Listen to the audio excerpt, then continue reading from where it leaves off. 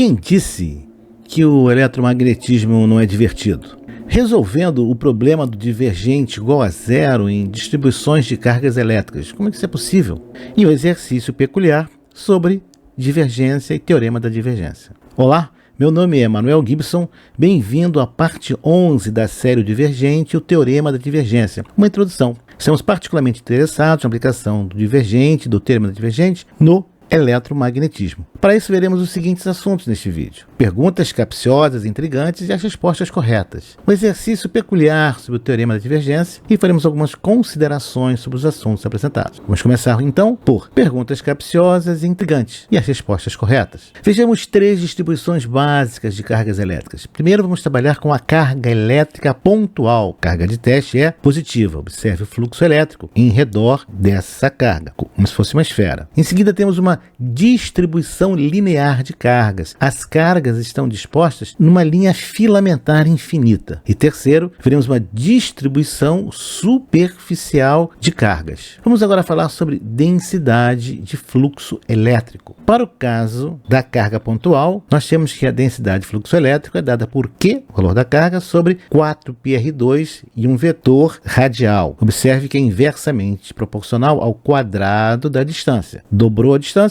a densidade agora é 1/4. Já para o caso da linha de cargas, nós temos uma densidade e embaixo nós temos ρ, que é o raio, a distância radial. Então, a densidade de fluxo elétrico é inversamente proporcional à distância radial. Já para o caso de uma placa carregada, uma superfície infinita carregada, nós temos que essa densidade de fluxo elétrico, ela é normal, o campo elétrico é normal a essa superfície, dado por ρs, que é a densidade superficial de cargas, sobre 2 na direção perpendicular a essa superfície. E o divergente? E o teorema da divergência? Bom, vamos considerar uma carga elétrica pontual ideal. O valor do fluxo elétrico que atravessa uma superfície fechada, qualquer uma, que envolva essa carga elétrica é dada, segundo Gauss, por o fluxo elétrico igual à carga contida nessa superfície fechada. Sabemos que a densidade de fluxo elétrico D por uma carga elétrica pontual, foi visto, é dada por Q sobre 4πr2 na direção radial. Então, basta nós aplicarmos o divergente que vamos determinar a fonte, certo? Certo? Divergente dr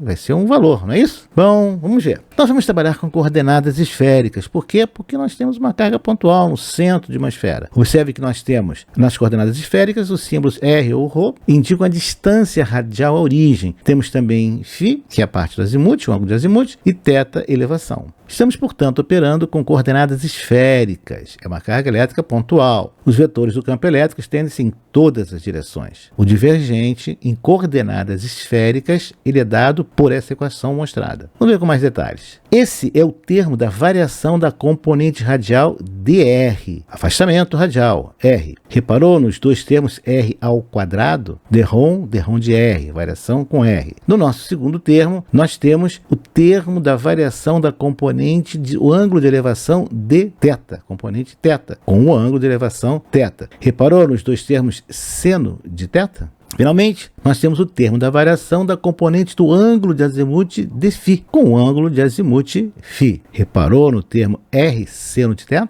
No nosso exemplo, para o vetor densidade e fluxo elétrico de uma carga elétrica pontual, temos apenas a componente na direção radial a r. Assim, a equação fica limitada à taxa de variação na direção radial. Então, nós temos a equação mostrada para o divergente de dr. Nós temos apenas o termo dr, que 4πr2 r ao quadrado vezes esse termo. Veja que nós vamos cancelar R2 no numerador e denominador. Então nós vamos ter que o divergente dr vai ser 1 sobre R2, a taxa de variação drrom sobre dr de uma constante Q sobre 4π. Ora, se é uma constante não varia, então essa derivada vai ser zero. O divergente é zero. Mas como? E a carga elétrica, como é que fica? Por definição, o divergente não vai indicar fonte? O que fazer? Quem poderá nos salvar? Será que nós aprendemos tudo errado? O divergente não está dando a fonte. Como? Bom, a resposta está no enunciado do problema. Considere uma carga elétrica pontual. Uma carga pontual não tem dimensão, não é uma bolinha pequenina. É uma singularidade adimensional. Só existe na imaginação do cérebro humano. Não é algo real, não existe na natureza. É um modelo físico-matemático matemático, modelo. E aí está o problema. O divergente de D vai nos dar a densidade volumétrica de cargas, que no nosso caso é igual a zero. Lembra dessa equação tão frequentemente apresentada nesta série? Vamos entender agora essa razão. Divergente de D igual a ρ de volume. Ora,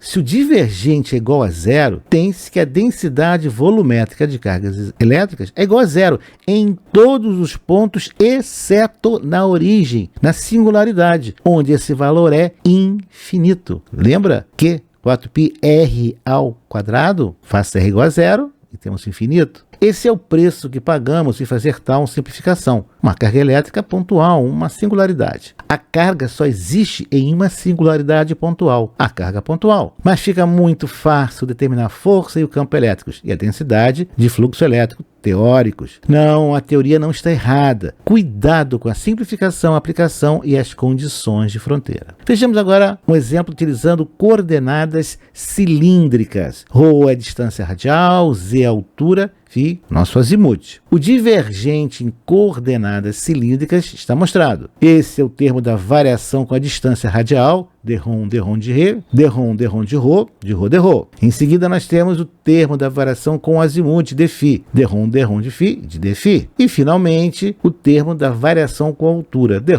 de z, de dz. O campo elétrico, devido a uma linha de cargas elétricas filamentar, o raio é igual a zero. Já vimos esse filme antes. ρ, o campo elétrico, é a densidade linear de cargas dividido por 2πε0 vezes ρ. O ρ do denominador é a distância radial. Claro que a ρ ele é radial volt por metro. A densidade de fluxo elétrico, agora, simplesmente ε0 é ρ, que é ρ' sobre 2πρ. Na direção radial, coulomb por metro quadrado. Vamos agora aplicar o divergente nessa condição da densidade de fluxo elétrico. Nós vamos agora cancelar o ρ do numerador com o denominador. Simplesmente isso. E temos agora a taxa de variação com ρ de uma constante. Ora, se a constante independe de ρ, por isso dá zero. Mais uma vez, o divergente dá zero. Ou seja, o divergente de uma linha filamentar de cargas elétricas é igual a zero. Esse é o preço que pagamos em fazer mais essa simplificação. Linha de cargas elétricas filamentar, raio igual a zero. A densidade linear de cargas elétricas é infinita em ρ igual a zero. Varia 1 sobre ρ. E zero no restante das regiões. Fica fácil deduzir o campo elétrico, a densidade de fluxo elétrico. Só que essa filamentaridade não existe só em nossos cérebros. E não, a teoria não está errada. Cuidado com a simplificação, a aplicação e as condições de fronteira. E já que nós estamos nos divertindo tanto, vamos a mais um exemplo de distribuição de cargas elétricas.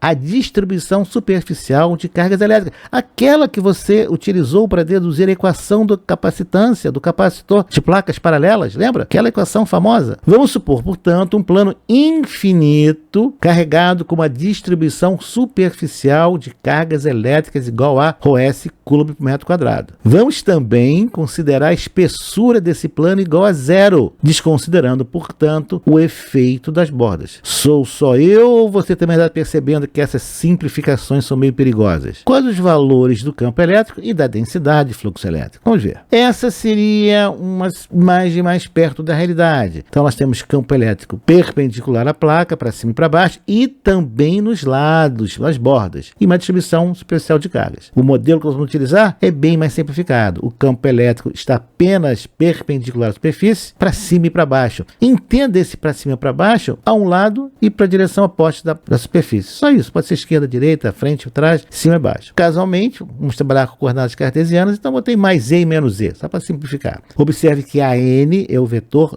unitário normal. O campo elétrico, devido a uma superfície com área infinita e espessura zero, é dado na equação. E a primeira surpresa que você está vendo é aqui onde está a distância. Exato. O campo elétrico de uma superfície infinita, carregada eletricamente, independe da distância. Pode estar quase tocando a placa quando está no fim do universo e o campo elétrico é o mesmo, ρs sobre 2 é zero. A densidade de fluxo elétrico, obviamente, ρs sobre 2 a n, perpendicular à superfície. Aí está o nosso modelo. Vamos utilizar coordenadas cartesianas para facilitar. Observe que a placa é infinita, então ela se estende para mais ou menos y até o infinito e mais ou menos x até o infinito. A figura está bastante simplificada. Aí está o nosso divergente. dρ de z, porque só tem a coordenada em z, de ρS sobre 2, mas uma constante, 0 novamente. Mais uma vez obtivemos 0 para o divergente. Como é que pode? Mas nós não temos uma distribuição de cargas elétricas na superfície? Sim, temos. Por que o divergente é 0? Reparou na equação do campo elétrico de uma superfície infinita com espessura 0 carregada eletricamente? O campo elétrico independe da distância. Seja quase tangenciando a superfície ou no infinito, o valor do campo elétrico é o mesmo e constante. Aí está o valor. O S2 é 0. Ora, se o campo elétrico na situação independe da distância, então o divergente que mede a taxa de variação com a distância deve ser necessariamente igual a 0. Carga infinita na placa e 0 em qualquer outro lugar do universo. Para esse caso, mostrado. Simples assim.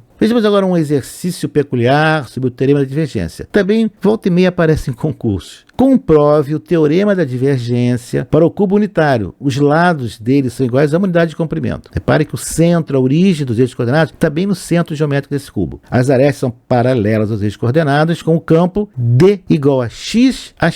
Dica, só tem componente em x. Valeu a dica? Se você está interessado em estudar um pouco mais, aí está uma pequena, simplificada bibliografia sobre eletromagnetismo, uma referência. Faremos agora algumas considerações sobre o que nós vimos até aqui. Em um curso inicial de eletromagnetismo, seja em nível médio, técnico ou graduação, nós temos que fazer necessariamente algumas simplificações para que o problema seja tratável, para que a gente possa obter alguma solução razoável, uma ordem de grandeza. Já que temos na engenharia todas as limitações da física clássica em relação à mecânica quântica e os fenômenos relativísticos que temos que contornar. Você não gostaria que eu mostrasse o campo magnético por uma linha filamentar conduzindo corrente, mostrando para você a compressão do espaço-tempo e da referência do quadro que está sendo observado? Você não ia gostar dessa frase. É muito mais fácil trabalhar a corrente 2πr. Então nós temos que simplificar. Não tem jeito. A grande questão é: as soluções são aplicáveis? Podem ser aplicadas em situações reais? A resposta é sim. Na maioria das vezes, quando os fenômenos relativísticos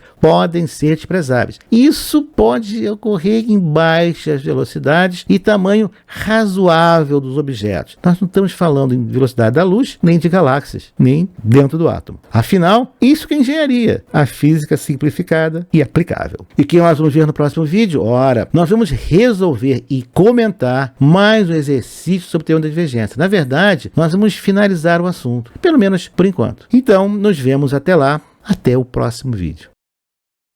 Obrigado por ter assistido a este vídeo, deixe o seu like, inscreva-se no canal, acione o sino e seja notificado dos novos lançamentos semanais.